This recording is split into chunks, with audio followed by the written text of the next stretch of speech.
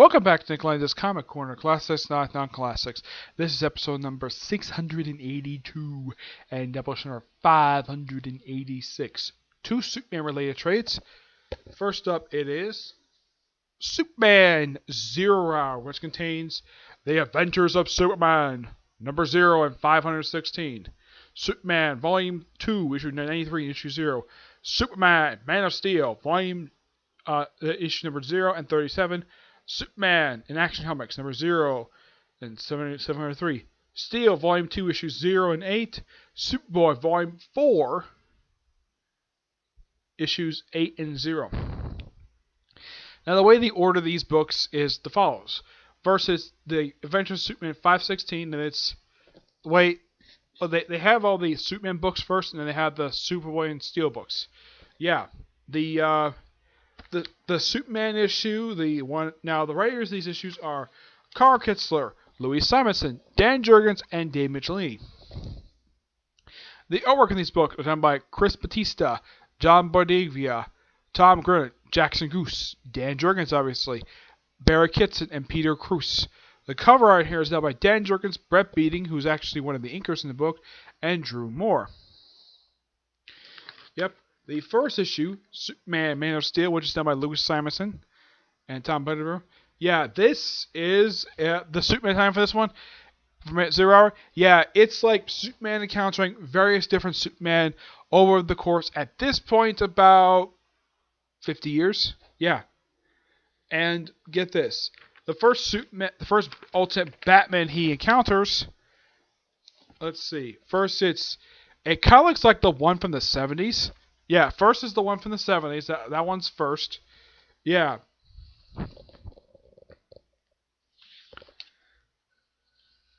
Yeah, it looks like the 70s. Right, pretty much how the style looks.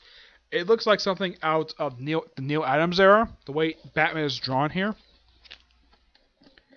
But that's not the only Batman he encounters in here. Then he encounters the Dark Knight Returns Batman. Yes. And it's drawn like Frank Miller's. It's like they just pulled all his poses directly from. Heck, they even have the Mutants. Yeah, that gang of criminals from the first half of Dark Knight Returns miniseries. Yeah, they make an appearance here, though they actually appear in the current continuity right now. Yeah, the first appearance was just the pages of All-Star West number 20, Volume 3, number 21. That was the first appearance. Yep.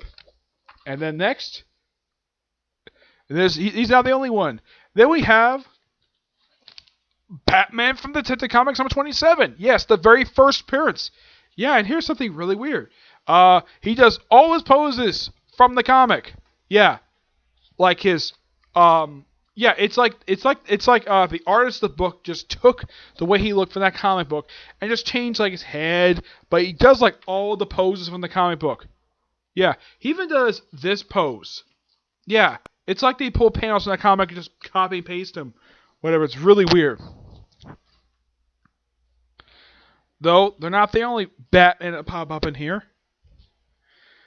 And then we have Batman from the late Golden Age. Yeah, Batman when he was smiling. From the most of the Golden Age, even the Silver Age, he was like that too. Yeah, I thought that was really weird. And then we have another Batman from the Silver Age. Yep. Yeah, the first Batman showing is from the Bronze Age. Yeah, it's like several different Batman in here. It's almost like this book was a love letter to the history of Batman comic books. Heck, he brought an old Batmobile, but Batman's wearing his, what looks like, yeah, this is definitely his Presnay costume. Yep. That's basically what this is, Batman's Presnay costume. Of course, this is this is kind of during Nightfall, but after he took his mantle back from Azrael. Yeah. And the rest of the book just deals with stuff with Krypton, even a book where he meets Alpha Centauri, which, by the way, Scott Lobdell and Will Fife brought this character back for that stupid story arc that came right after the Return of Harvest. No idea why the character's brought back, but yeah. All these stories are fantastic. The Steel one, of course, that was also by Louis Simonson, just like the Man of Steel one. Superman's done by, of course, Dan Jurgens. The Adventures Superman, that is done by, well, originally was done by Marv Wolfman. Let's see. I think the writer of that book is, I have to look it up here. I think it's Dave Michelini. Carl Kitzler does the Superboy issues. Those were nice, really, really nice. I really enjoy those. All the stories in here are fantastic.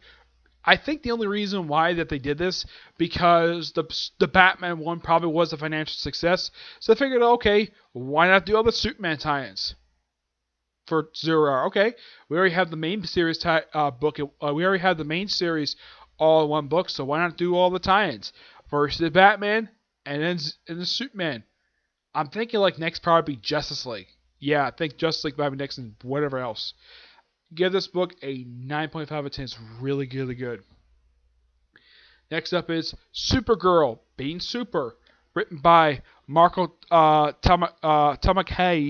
I think it's pronounced name. Artwork by Julie Jones. Yeah, these two people still working today. Marco Tummer is actually going to be doing the X-23 series. Yeah, recently she also did the She-Hulk series. And this is only like, I think, the second comic series I've actually reviewed by her. She's actually a really dang good writer. Just too bad her She-Hulk book got canceled. Yeah. As for Julie Jones, she's the current writer and artist for Catwoman. Yeah, she does a fantastic job writing Supergirl. Now, despite the fact that, oh yeah, she's not the only artist on here. I think it's a couple other artists on here. Well, yeah, they have... Side Ferrer basically is the inker in here. The cover art here is done by Julie Jones and Kelly Fatsberg, who's also the colorist in here. Yeah, despite back being a 4-issue series, this series came out in a course of 8 months. I'm not kidding about that. It did. I have no idea why DC did this for. Yeah, this is not the only series DC in recent the recent couple years where they've done this, where they had a series that was like 3 or 4 issues, and it takes like 2 months to release the issue, like between issues. They did this for Mr. U.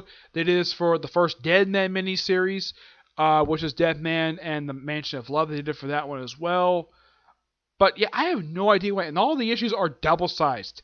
Yes. That's the thing about the series. It's double-sized. I think when the series originally came out, I think it was like $5 an issue. Yeah, I have no idea why DC did that, but they did. Yeah. So this is basically an alternate version of Supergirl. Though it's implied it could be in DC, it could be set in the current continuity, due to, well, Superman's costume. Yeah, it could be current continuity, but it's never officially confirmed because the series just kind of ends on a cliffhanger, and it was never resolved. Yeah, mostly with this series, it's Kira, basically. It's kind of like... It's like... What if Kira kind of acted like Superboy? Also, I forgot to mention for Superboy. Yeah, the way they have Superboy appear in here, it's kind of like how he was in Silver Age. You know, when we had it underneath the Kent's house and came out. Yeah, they did it for that one. Yeah, I kind of forgot to mention that, but... Yeah. But yeah, as for this, it's kind of like... The way this is written, it's kind of like they took elements from the Superboy stuff. You know, her being a small town, being on a farm. Yeah, they kind of took that from the Superboy stories and gave it to her, though. In case you're wondering, no, she does not put on the costume at all the whole entire series. She's only called Supergirl once in the final issue by her best friend. One of her friends gets killed by an earthquake. Yeah, I'm not kidding. She gets killed by an earthquake. She tries to save her friend, but apparently her powers get cut off for some reason. Yeah, it's explained later on that her coach was responsible for this. Yeah, apparently coach has a machine. Apparently he's kind of temporarily turns off her powers for some reason. I'm like, why would the coach do that for? It sounds so dumb.